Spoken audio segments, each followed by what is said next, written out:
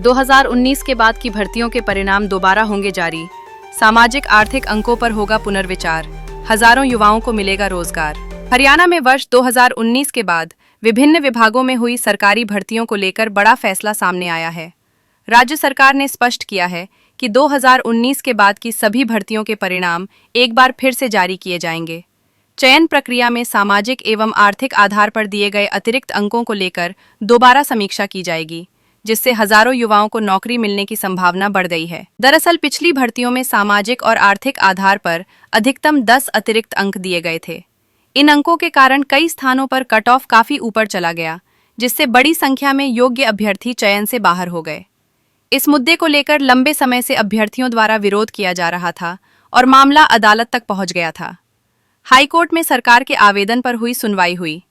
पंजाब एवं हरियाणा हाईकोर्ट में सरकार की ओर से दाखिल आवेदन पर सुनवाई के दौरान न्यायालय ने चयन प्रक्रिया में संतुलन बनाए रखने की आवश्यकता पर जोर दिया। कोर्ट ने कहा कि भर्ती प्रक्रिया पारदर्शी होनी चाहिए और किसी भी वर्ग के साथ अन्याय नहीं होना चाहिए। इसी के बाद सरकार ने परिणाम दोबारा जारी करने का निर्णय लिया है।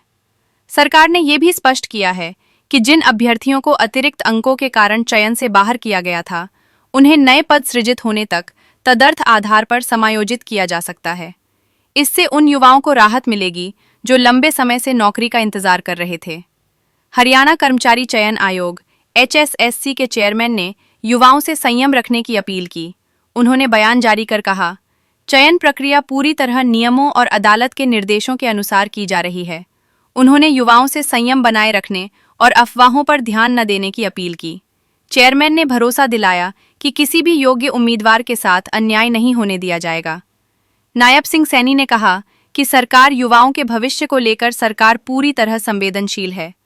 उन्होंने कहा कि सरकार सभी कानूनी विकल्पों पर गंभीरता से विचार कर रही है ताकि भर्ती प्रक्रिया निष्पक्ष और पारदर्शी बनी रहे। मुख्यमंत्री ने ये भी कहा कि प्रदेश में रोजगार सृजन सरकार की प्राथमिकता है और जल्द ही नियुक्ति प्रक्रिया को अंतिम रूप दिया जाएगा। इस मामले में 50% आरक्षण सीमा को लेकर भी सवाल उठे हैं। कोर्ट में ये तर्क रखा गया कि सामाजिक आर्थिक आधार पर दिए गए अतिरिक्त अंकों के कारण कुल आरक्षण निर्धारित सीमा से अधिक हो सकता है। इसी कारण से चयन प्रक्रिया की समीक्षा जरूरी मानी जा रही है। कोर्ट के इस फैसले से प्रदेश के हजारों बेरोजगार युवाओं को बड़ी राहत मिली है। लंबे समय से भर्ती परिणामों को लेकर असमंजस की स्थिति बनी हुई थी, जो अब धीरे धीरे खत्म होती नजर आ रही है। उम्मीद की जा रही है कि जल्द ही संशोधित परिणाम जारी कर नियुक्ति प्रक्रिया को पूरा किया जाएगा।